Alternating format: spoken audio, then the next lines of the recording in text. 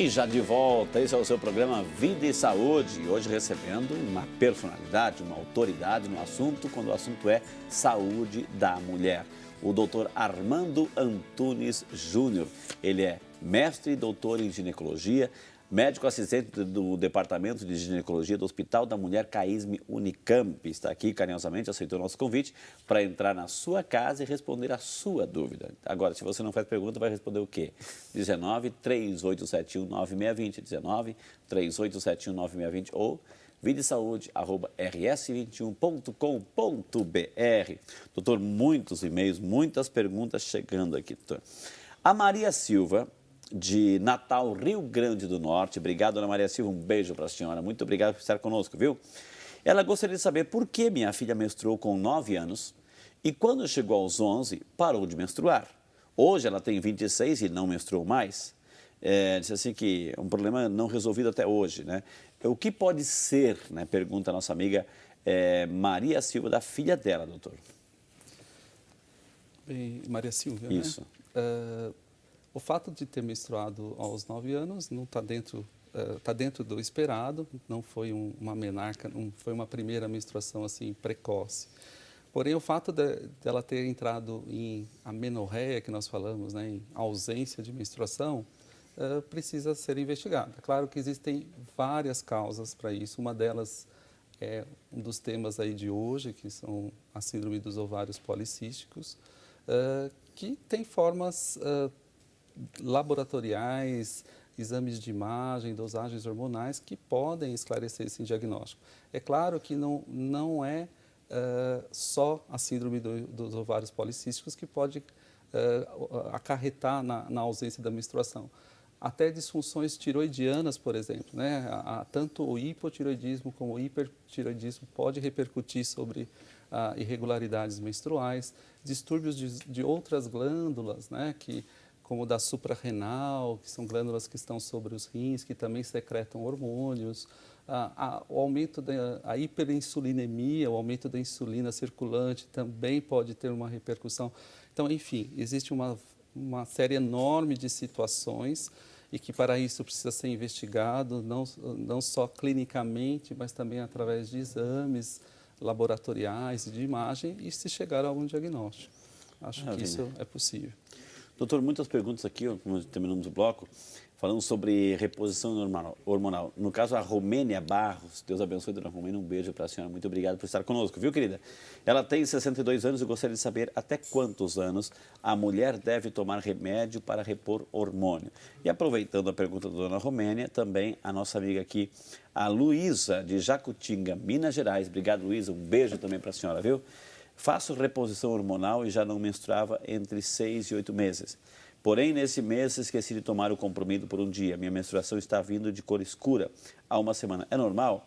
Está dizendo assim, muito obrigado e parabéns pelo programa. Acompanho toda segunda-feira e quando tem reprise também, viu? Então, doutor, aqui a Romênia e a Luísa, reposição hormonal, menstruação escura, como é que é?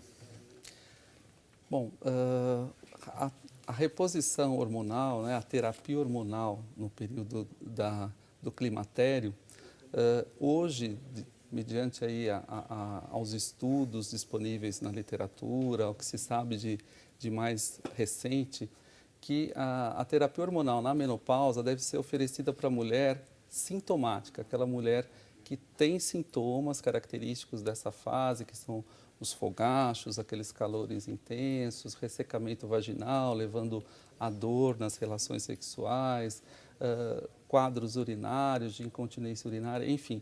A gente procura tratar as pacientes com sintomas na transição menopausal, né, porque já alguns anos antes da parada total das menstruações, as pacientes já começam, muitas delas, a reclamarem desses sintomas. Então, essas pacientes são as que mais se beneficiam com a terapia hormonal.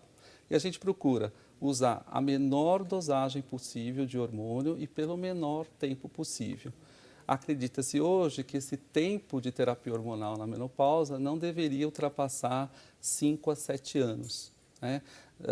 Por ter estudos aí que comprovam que a terapia hormonal na menopausa, além de 7 anos, poderia aumentar de forma bem pequena, mas aumentar o risco de câncer de mama. Então, assim, via de regra, a gente não costuma prescrever terapia hormonal para mulheres, por exemplo, acima dos 60 anos. Okay. Doutor, nós colocamos esse tema já na internet, nas redes sociais e fomos às ruas para saber as curiosidades do santo povo de Deus, como essa pergunta aqui.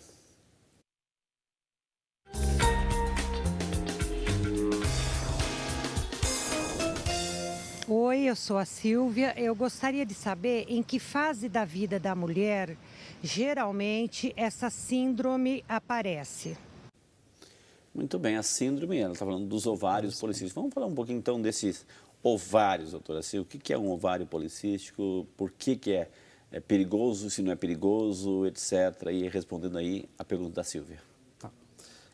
Eu acho que até me agrada a oportunidade de explicar um pouquinho melhor sobre a síndrome dos ovários policísticos, porque muitas mulheres se apavoram com um simples diagnóstico ecográfico, né, de um ultrassom pélvico que mostra ali múltiplos folículos. Isso não é suficiente para um diagnóstico de síndrome dos ovários policísticos. Então, é um conjunto de características clínicas e ultrassonográficas que vão caracterizar essa doença, vamos dizer assim, essa síndrome. Então, assim, na verdade, precisa ter uma irregularidade menstrual, que normalmente é a falha menstrual, né, a ausência de menstruação, ou menstruações muito irregulares, com intervalos muito grandes, que a gente chama de oligomenorreia. Sinais de hiperandrogenismo, né, de aumento de hormônios masculinos, então a oleosidade aumentada da pele, presença de acne, espinha, presença de pelos onde normalmente não existem, o achado ecográfico de cistos, né, que tem que estar em número maior do que 12, tem uma medida também que deve variar de 2 a 9 milímetros, os ovários normalmente aumentam de volume, estão maiores de 10 centímetros cúbicos. Então, assim, precisa ter dois desses 3 parâmetros clínicos para caracterizar a síndrome. Então, não é o simples achado ecográfico. Por exemplo, uma paciente que faz uso de contraceptivo oral e faz uma ecografia com múltiplos cistos, ela não tem síndrome do ovário policístico. Então, de preferência, essa ecografia tem que ser feita entre o 3º e o 5º dia do ciclo. Então, esses casos precisam ser adequadamente avaliados por um profissional, por um especialista, por um ginecologista. Doutora, aqui viu como faz bem perguntar? A Sandra Teixeira, ela falou assim, estou com policístico, deve ser ovário, e o médico passou metformin, né? É normal dar reação como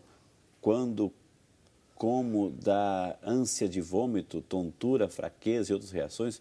Ela gostaria de saber a sua resposta. A nossa amiga Sandra Teixeira, doutor. Tá. Posso só complementar um pouquinho daquela pergunta anterior, que faixa etária acomete a mulher, né? Então, assim, a síndrome dos ovários policísticos acomete até 10% das mulheres durante o período reprodutivo da mulher. Então, assim, é uma prevalência alta, né? O uso da metformina no tratamento da síndrome dos ovários policísticos pode até ocorrer, porque muitas vezes essas pacientes elas têm uma obesidade central, que é aquela obesidade que se concentra mais na região do abdômen e tórax, né, que a gente pode até falar mais sobre isso se houver interesse, e normalmente isso é acompanhado de uma hiperinsulinemia. O que acontece? A glicose, a insulina não consegue atuar de forma adequada, fazendo com que a glicose entre nas células dos órgãos, né, principalmente do músculo, fígado e tecido adiposo. E o que acontece? Acumula muita glicose, porque ela a insulina não consegue transportar essa glicose para dentro das células. E em resposta a esse aumento da glicemia, há um aumento da secreção de insulina. Então, essas pacientes têm uma hiperinsulinemia. Por isso que, muitas vezes, esses antidiabetogênicos, como a metformina, pode até entrar dentro aí do arsenal terapêutico da síndrome dos ovários policísticos. E pode, às vezes, pelo menos na fase inicial do tratamento, dar algum sintoma adverso, como ela está referindo. O senhor citou a obesidade na região assim, o senhor queria falar, então, por favor. Né? Então, essas cerca de 50%, vamos dizer assim, de 40% a 50% dessas pacientes com síndrome dos ovários policísticos, elas têm uma obesidade central, né, que é aquela obesidade que se concentra no abdômen e tórax. E isso tem um risco muito aumentado de problemas cardiovasculares e essa paciente deve ser cuidadosamente avaliada. Então, assim, não é só a preocupação com a infertilidade, né? As pacientes falam, eu tenho ovário policístico, eu vou ter dificuldade em engravidar. Sim, essa é uma preocupação, mas as pacientes que também com essa síndrome, que são obesas, que têm hiperinsulinemia, elas são pacientes que são pré-diabéticas ou poderão desenvolver diabetes tipo 2 no futuro. Então, um diagnóstico dessas pacientes é feito pela medida da circunferência abdominal, né, que quando é acima de 88 centímetros na mulher, é um sinal sugestivo da síndrome metabólica. Dosagem de colesterol, nós vamos ter a fração ruim do colesterol um pouco elevada, os triglicérides também elevados. Então, todos esses exames e características clínicas vão definir também essa paciente como tendo fator de risco para problemas cardiovasculares. Doutor, aqui o Oronildo, né, que está fazendo a pergunta pela sua esposa, a esposa Elza, né? Então, a Elza que está fazendo a seguinte pergunta. Obrigado, Oronildo. Obrigado ao casal acompanhando o programa assistindo, viu? Então, assim, Frei Rinaldo, adoro o seu programa Vídeo de Saúde. Pergunta para o doutor, Elza falando, eu retirei o ovário direito há 3 meses e estou sentindo muita dor na barriga, né? E corrimento. O que devo fazer nesse caso? Pergunta a dona Elza. Um abraço, dona Elza, e o nosso amigo Oronildo. Deus abençoe, viu? Bom, precisaríamos saber quanto tempo da cirurgia ela relata. 3 meses. 3 né? meses. Tirou o ovário direito há 3 meses. É importante a gente saber qual foi a via, né, da cirurgia, se foi uma cirurgia aberta, né, por laparotomia, uma cirurgia convencional, ou foi por laparoscopia. No caso, a retirada do ovário por laparoscopia, a recuperação tem que ser mais rápida, né? A paciente se restabelece de uma maneira muito mais rápida, comparada àquela realizada por cirurgia convencional, por laparotomia. Então, no caso, se foi uma cirurgia aberta, convencional, é normal ainda nesse período de 3 meses que ela sinta um pouco de dor, principalmente localizada na região do ovário retirado. Doutor, além dos ovários policísticos, tem muitas perguntas da saúde da mulher em geral, né? Então eu vou fazendo aqui, vou encaminhando aqui. A Rosângela Alvarenga Rodrigues de Campinas, obrigado Rosângela, um beijo no seu coração, obrigado pela participação. Ela tem 41 anos e falou assim que a minha menstruação é muito irregular, fico mais tempo menstruada do que sem a menstruação. Qual seria a causa do problema e a solução? Pergunta aí a nossa amiga Rosângela, doutor. Qual a idade da Rosângela? 41 anos. 41 anos. Bem, Rosângela, o primeiro conselho é procurar um ginecologista. Claro. Assim como a falha menstrual, a ausência de menstruação ou a menstruação com um intervalo muito longo, o excesso de menstruação, né, que a gente chama de hipermenorragia, também tem que ser investigado. Existem disfunções endócrinas, né, de produção de hormônio que também podem levar ao excesso de menstruação. Então, tem que ser feito exames hormonais, dosagens hormonais e também exames de imagem, porque na sua idade existem alguns problemas inerentes à cavidade uterina, né, como desenvolvimento de pólipos ou de miomas que se projetam para dentro do útero, que pode ser responsável por esse sangramento excessivo. Então, o exame de imagem aí também é importante. Como vale a pena perguntar, não é mesmo? Bom, mais um e-mail aqui. Sou Edelci Pauli Gabriel. Obrigado, Edelci. Obrigado pela participação. Deus te abençoe, viu? E queria parabenizar o programa, primeiramente, né? E tirar uma dúvida. Tenho 26 anos, e fiz um ultrassom com a seguinte conclusão. Útero gravídico, visualizando o saco gestacional correspondente a aproximadamente 6 semanas de gestação, de implantação tópica, não sendo visualizado no seu interior embrião, mas com presença de saco vitelínico. Visualiza-se anteriormente ao saco gestacional, imagem anecoica, sangue, Já se passaram 2 semanas e não veio nada. Tem chance de ter um embrião? Esse caso é raro? Pergunta a nossa amiga Edelci. Na verdade, doutor, o que é isso tudo que ela falou, né? Que, por vezes, isso assim, é claro, precisaria avaliar adequadamente esse exame. Às vezes, a ecografia obstétrica feita num período de gestação muito precoce, às vezes antes de 5 semanas, pode ter dificuldade em identificar o embrião. Então, assim, conselho, esse ultrassom deverá ser repetido aí no intervalo aí de pelo menos uns 15 dias, para aí sim ver se o ecografista consegue identificar o botão embrionário e realmente dar um diagnóstico definitivo. A nossa amiga Nilza, de Nova Serrana, obrigado Nilza, Deus te abençoe, obrigado pela participação. Ela gostaria de saber sobre candidíase, como deve ser o tratamento, pois ela tem periodicamente, faz o tratamento, mas está sempre retornando. O que ela tem e qual o tratamento, doutor? É a Nilza. Bom, Nilza, não sei se isso é um conforto, mas assim, candidíase acho que é um dos problemas que mais traz pacientes ao nosso consultório, né? Então, é uma infecção vaginal causada por um fungo.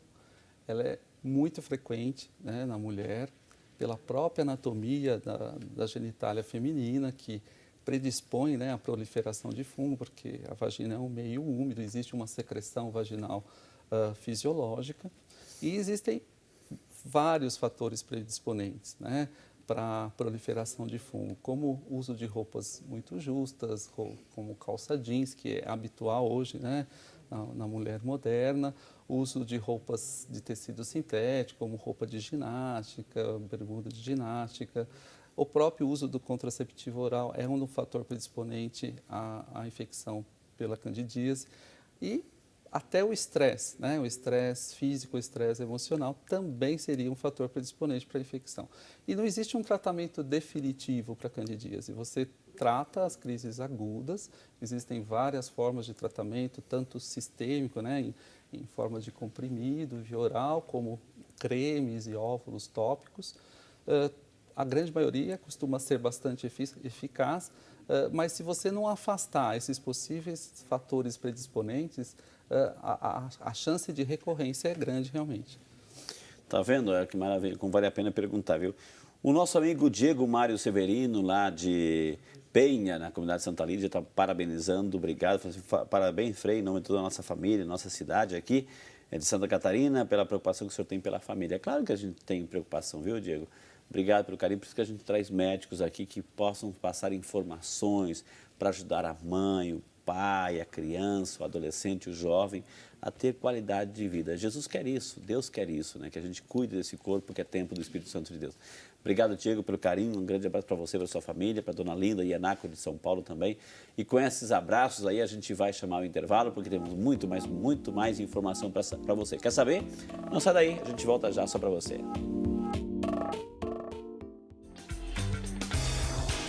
A terceira dica, fique atenta à sua menstruação. Se você ficar mais de 3 meses sem menstruar, também é sinal e sintoma da síndrome de ovário policístico.